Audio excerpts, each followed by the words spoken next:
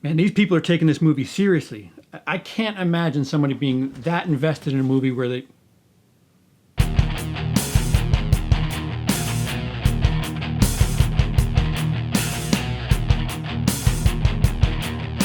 So neither of us had the complete story of the actual film itself. Not No, it's sort of a fictionalization of events, as far as I could tell. right, right. So I had a little bit of knowledge about the true events. I knew the infamous picture of Varg. There's a shot. I think you mean dead. No. Oh, no. From the magazine, right? Yeah, there's a shot of Varg right about to go to jail, and he has this taunting smile that he gives to the camera when he's being sentenced in the 90s. And I knew something about the churches. Mm-hmm. That was it. I thought that, he went to jail for burning churches. And boy, was there a whole bunch that I was unaware of. Yeah, a bit more to it than that. So it's about a true event. So I guess spoilers is the best way to put it. Although I think I appreciated the movie more not knowing certain events. Mm-hmm. Like not knowing the ending. This was the first time I'd heard of Mayhem, and I had no idea how much of the film was based in truth, to be honest. Right. Well, yeah, they start the movie off with, he goes by Dead. Who does? Dead. The lead singer, the blonde guy. Yeah, that's true. Is depressed. To put it lightly. Yeah, and he commits suicide. This is first act stuff, mind you. And I remember you saying, "Oh, is this the pinnacle of the seriousness?" And I'm like, "No, because I still knew about the churches." And I'm like, "No, it actually kind of goes a bit further, and it goes further than what I thought." So yeah, I think because you had pinned some stuff Euronymous had done, I think maybe you were confusing characters, or one of us was confused. Yeah, I confused characters outright. So a lot of the black metal community has been up in arms about this movie because it's not true to life, which the tagline of the film is based on truth, lies, and something else. Videotape? No, there's something else in the tagline that was just like, all right, so this is going on third-hand account of people, and one of them's not here, and one of them was in jail, and I guess a bunch of others weren't talking. So if you know anything about films and dramatization, you know it's not true to life. I mean, the fact that people are going crazy about this is a little silly. I mean, I understand having to change some things for narrative reasons. Mm-hmm. And this film gives us kind of an anti-hero in the form of Euronymous. I think they try to humanize him a bit with some of the things that are included in the film. Is he the protagonist of the movie? Yeah, he's the guy played by Rory Culkin. No, I'm asking you. Yeah, so I'd say Euronymous is the one we follow. And Varg is the antagonist? I don't know if antagonist is the right word for this film. I mean, they're all kind of death merchants and horrible people in their own way. Right. There's a lot of morbidity going on, and I think, like I said, they try to humanize Euronymous by giving him a girlfriend and making him seem doubtful sometimes, whereas from the interviews we've seen with band members, etc., I don't think he was really that kind of person. Right. It also needs to be said that after watching this movie, I don't know if it was... Well, this is a testament to the intrigue of the film. Emily joined in a couple of minutes late, and you stayed for the whole thing, which isn't common for you. If I'm watching something and you join me, normally you're either in and out or doing something on the computer, or it's background noise. But this, to begin with, I didn't know it was based on anything. Mm-hmm. So I thought, this is an interesting fictional film. Right. That doesn't resemble anything else I've seen. Dead animals, interesting. Okay. Yeah. You got my attention. Yeah. Oh, look, he blew his head off. Oh, we're going to take a picture. Yeah, I was slightly curious. Yeah, and she stayed for the whole thing. So that said something to me like, all right, I'm not the only one intrigued by this. But after the movie was over, I could not stop looking into the actual story. And the guy Varg has a YouTube channel and fucking... Yeah, that's interesting. Fucking uploads regularly. I think he uploaded something fresh when I was looking. I'm like, oh, wow, he's out of jail and yeah, talking active. About what Norwegian prison is like and what his problems with the movie and so on. Yeah, which of course he would have problems with the movie. He's not exactly, I mean, presented in the greatest of fashions. I mean, Yeah, the guy's pretty adamant that, it was a self-defense thing. That cannot be concretely 20-something proven. times is yeah, really, that's a bit excessive. if that's a false number of stab count, then so be it. But apparently, again, listen, as far as the film's concerned, that's the thing that I think people are having a problem with. It's presented in this dramatic format with things done to influence emotion. Like there's the climax of the movie where Varg is, granted he's not doing anything by self-defense, but he stops to drink chocolate milk while Euronymous is injured. As you do. Right. And I took that. I didn't for one second think, you know what, this is exactly how it went down. This is absolutely what happened. What the filmmaker's trying to show, spoilers again, by the way, what the filmmaker's trying to show you is Euronymous was all talk. Like the big thing that they were giving him in the movie was... He would say, something awful has happened that I suggested. Yeah, he would take credit for things that other people were doing, and like he was, taking credit for being an influencer. His own metalness was coming under question, I suppose, towards the end. Right. And so at that moment, I took it as Euronymous is this all talk guy, and in that moment he was pleading and begging and trying to run away, just totally against the image that he's trying everybody to see. And Varg wasn't too much of the guy who was trying to puff out his chest, and he was actually mocked a couple times in the movie for being a poser, ironically. Right. And there he was, cool as a cucumber, doing what Euronymous claimed to do, and he wasn't even fazed by it. And I took it as, all right, so you're Mr. Big Shot, you like to talk so much, but here's a guy who's actually doing it, and isn't taking much credit. I didn't take that as like a. It's just strange. If it were a film, I'd be like, oh, that's a nice scene right there. That to show us who the real. It's hard to know where the film stands on. There's this whole, if you're truly metal, you have to embody the lifestyle, whether that be burning down churches or murdering people or whatever. Not even, I don't think they've even released any albums before Euronymous' death or anything, because that would be too mainstream, or whatever. Well, yeah, and anything they released was totally underground and just the way they like it. Right. The audio quality. I mean, again, this is stuff that I'm faintly familiar with black metal and the whole makeup scene, but I'm not very knowledgeable of the genre, the subgenre itself. But the one trope I always had associated with that genre of music was like terrible quality. Like if you had a good sound, you're bullshit. And they kind of do address that. And yeah, there's some of that. well, yeah, and I took it as teenagers focusing so much on looking a certain way. It doesn't matter. It's about image, posturing. Right. But I don't know where the film stands on whether that's a good thing. Towards the end, when Euronymous is kind of cleaning up his act and maybe becoming a regular member of society, I don't know if that's a good thing or if he's meant to be cowardly for doing so, or he's not truly. See, again, it's a storytelling technique. I took it as, the film saying, you can run your mouth a bit, but eventually you're going to pay for that. Oh, okay. I mean, that's how I took it. Again, it's probably not how things went, but again, we've looked into the true story after the movie, and his bandmates have said that like he was a shit. Like he had this coming apparently, and it's just like, wow, that's doesn't sound like somebody who was cleaned up their act. And he did sound a bit, I don't know, there's this whole skull fragments thing.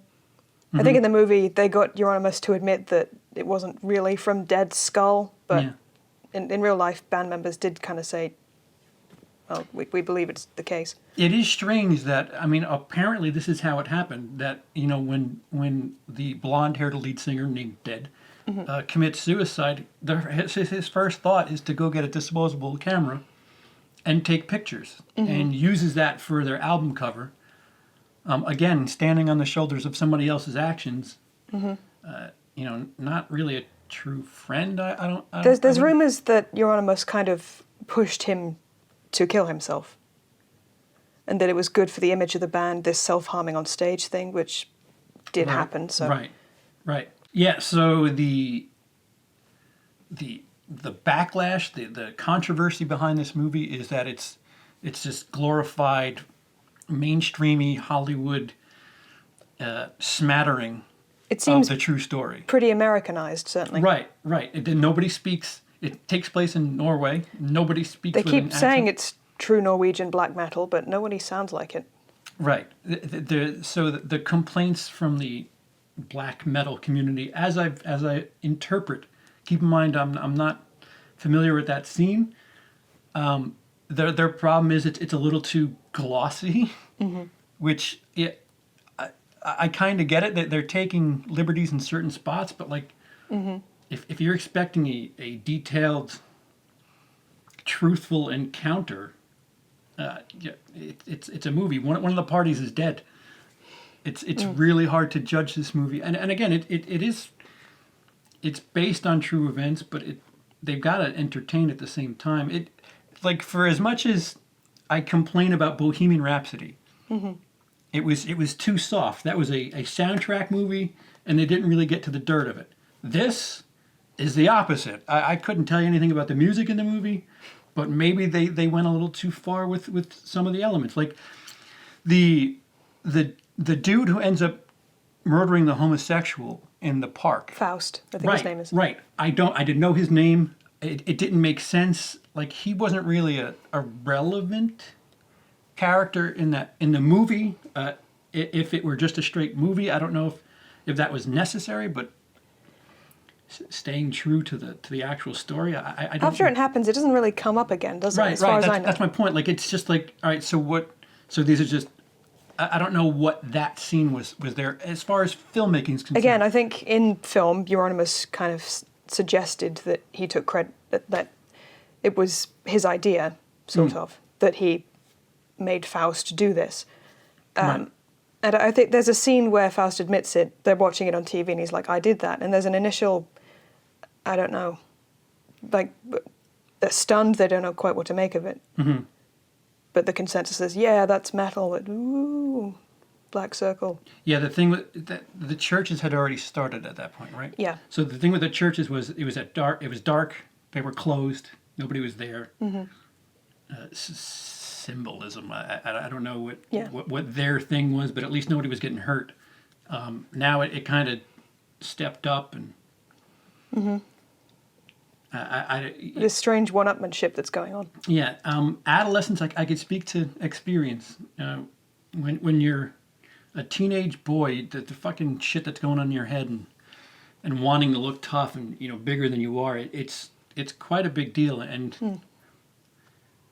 I think the movie portrays that pretty well. That especially in this corner, this community, for lack of better term, there's this wanting to look like something that is larger than life, and I don't know. Meanwhile, you're just an 18-year-old kid trying to look cool. So the script on the whole, I quite liked. The actors' performances I had no problems with. There were just a few moments when, when Dead's rocking around and trying to get Euronymous pumped up for a concert they're doing, and he's like, we are lords of chaos, we are masters of death. I don't know. It felt like a bunch of 14-year-olds trying too hard.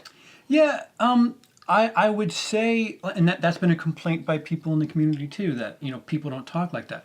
But again, I've done homework, and this people do talk like that. Well, Varg on his YouTube channel, when he mentions his band name, which he had his own not private, but his own separate band, when he says the name of the band, Burzum, he does this weird. When he mentions the name of the band Burzum or whatever it is, he'll say it in this weird like he says it in a completely different connotation than everything else he's saying. So. It may be exaggerated, but it's not entirely false. It does happen. If only judging from the mouth itself, It just didn't convince me. Sure. They were just hopping around going, "We're the motherfucking goth king." It just they didn't say that line exactly, no, but that's what I heard. Right. Well, I mean, and that plays to what I was saying before. It's, when you're a teenager and you're trying to fucking puff your chest and you getting yourself all psyched up for being a badass. It's like, that's what you do. And then some people are, people are different. Some people like to talk and like that's it. It's all about image. And some people like, oh, all right, well, you think it's image. I'm true hardcore. I liked the journalist characters that turned up and immediately kind of decloaked Varg when he's saying, "I know who's been burning down the churches." And he goes, "Well, how many of you are there?" "Well, there's 6. Well, again, happens in the film. Varg vehemently denies. I don't know if that really happened, but it is pretty funny. It's hard to. It would be a lot better to talk about this without any of the exterior. Mm-hmm. But, looking into things, some things apparently haven't happened that way. But as far as the film is concerned, it was fascinating. Fascinating enough where I was like, how much of this is actually true? And I thought it looked great. I thought... Yeah, a little, you know what? Another gripe, a little too glossy if you're this dark...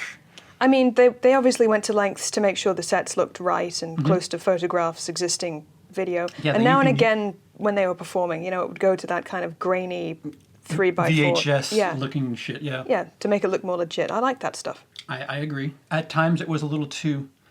it's funny, the director has done a shit ton of music videos at the very least. A lot of things that have cinematography that influences the emotion. I don't think the cinematography is very clean in parts. It's very... The lighting's kind of flat in others. Mm-hmm. There are moments in the film where, perhaps on purpose, the cinematographer doesn't do anything to influence your emotion, and a lot of it's very raw. Like the murder in the park there's no audio, there's no music. It's just A murder, yeah. Yeah, it's a very lengthy murder that happens. What is it? 37 stabs. Yeah, a lot of stabs, and you're just like, all right, I get it. The guy's gonna die. Like, and almost for the end of the movie, the murder that happens at the end, that was almost comical. A little bit. I don't know how much. I mean, if that's it might be a bad thing if you're watching, but like I took it as, we don't, even if this did happen, we don't need to see all of this, and it was just like on and on, and he felt like Jason at certain time. Euronymous was running away and still banging on people's doors and what was he saying, like, maybe why? it takes that long to kill a person. I don't know. If you're gonna stab them. Same thing with Dead's suicide. That went on for an uncomfortably long period. They showed a lot of it, so that's pretty alarming. Self-harm, if you're yeah, a lot of warnings. gets pretty graphic. Yeah. Well, I mean, it's graphic in general. There's lots of. I had no idea buzzers. a knife, like, he makes it look so easy, like just butter. It was. Yeah, he cuts both arms and fucking, and then takes a shotgun to his head and. Yeah. Excuse the blood. Yeah. See, I think that's the difference too. Like, I think if they were to do a movie on Kurt Cobain, I don't think it would be that graphic. No. I don't think they would show it in that fashion, and I don't know what that says. Do you think the movie's trying to shock? I don't know. Like, it's really strange because again, looking into it, a lot of people that dig that scene are like, well, it's too, it's too glossy, too glamorized, and I don't know if it's glamorized. It's if anything, it's the opposite of glamorization. It's just raw but looks glossy. If that makes any sense. I guess. The act is raw, but the way it's presented is just this flat lighting. The cinematography just. They're just things that are happening on a regular Tuesday. Yeah. This is a thing that's happening on screen. No influential lighting. No gags with the cameras. Mm-hmm. What else you got there? One of the last things I got is, did the film have the blessing of families of the deceased? No. No? No, as far as I know, nobody agreed to this. Yeah. That's what I was worried about, that this kind of thing can be considered, distasteful when there are families of people who have been murdered or killed themselves who are still alive. I don't think that's a good idea necessarily. So one of the gripes that Varg had recently was that a fat Jew was playing him, and I think that's a bit of a filmmaking trick. You look at pictures of Varg when he was younger. It's an attractive young man. Ice blue eyes. Long hair. If you were It was supposed to come off as more of a poser at the beginning. Right. The dude doesn't look like Varg, but he embodied the mood you were supposed to get from him. Like he embodied, like if he was this blue-eyed, blonde-haired, gorgeous kid, you'd be like, oh, I can't hate him. So I think the casting was done slightly to influence your emotions for the character, not true to life as far as what he looked like, which I just thought it was funny. Like, how'd you find out he was Jewish? What does that matter? But He's a self-professed Nazi, I thought. yeah, that was the other thing. It's like they did it specifically to piss him off. Right, exactly. Because there's other things that he said that certain things haven't happened that way. He was murdering him out of self-defense, but Varg, to his image, again, we're not even talking about the movie anymore. To his image, after he got arrested, he would dress like a Nazi. He had the Hitler hairdo for years on end. And my thing looking into this was, well, if you're trying to tell everybody that you were doing this out of self-defense and you're not that hateful, why are you walking around as the propaganda poster for Nazism? It just, I guess he wanted less jail time, if I had to guess, but... Yeah. The tagline is based on truth, lies, and something else. So... Maybe the Michael Jackson thing we were talking about recently. Like, some people think it's unfair to bring this out now that the man is dead and can't defend himself.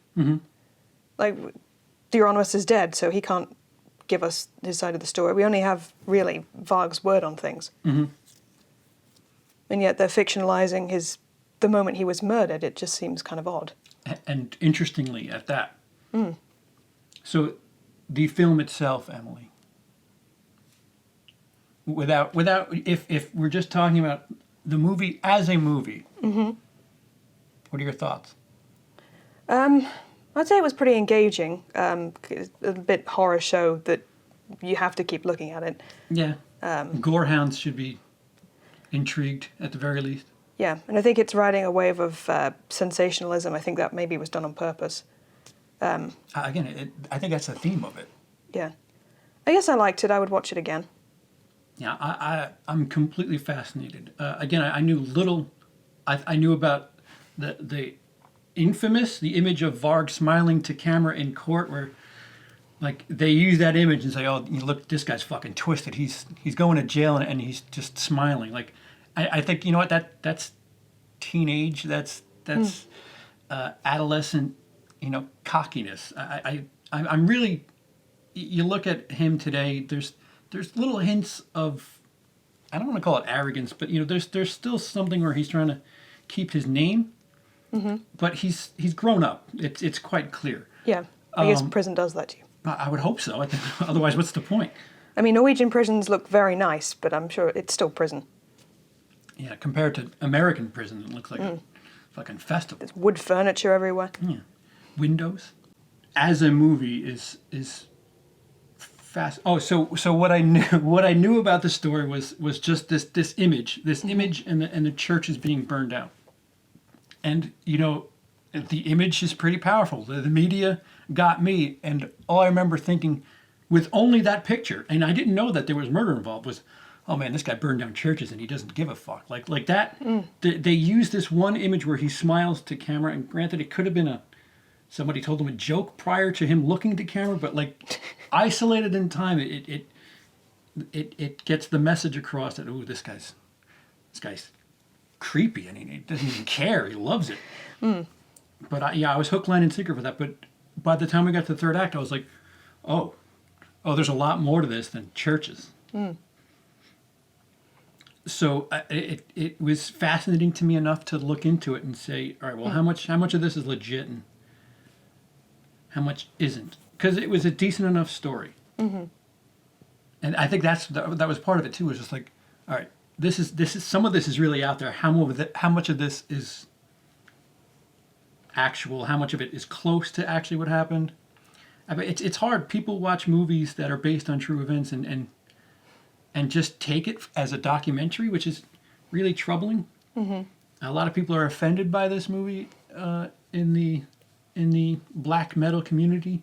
The best thing I could say is, it's a dramatization. You weren't going to get a movie, a fictionalized version of this story without some sort of... I mean, the documentary we found on YouTube is very interesting, and I would recommend anyone look at it. Maybe we can link to it. Yeah. The 52-minute one. I forgot what it's called. Something in the Light. Oops. It is just almost an hour of straight interviews. So.